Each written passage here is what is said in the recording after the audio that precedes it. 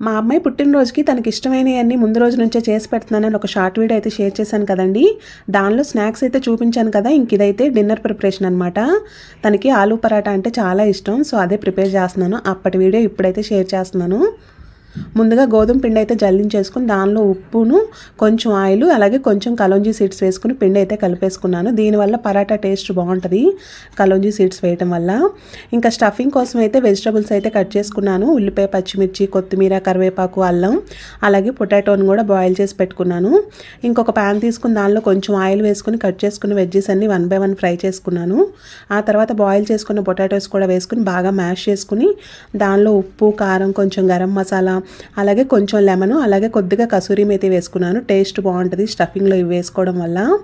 ఇంకా స్టఫింగ్ అంతా చల్లారాక మనం కలుపుకున్న పిండిలో చక్కగా స్టఫింగ్ను బాల్లా చేసి పెట్టేసుకుని ఇలా చపాతీలా ఒత్తుకుని నేతితో ఫ్రై చేసుకుంటే చాలా బాగుంటుంది.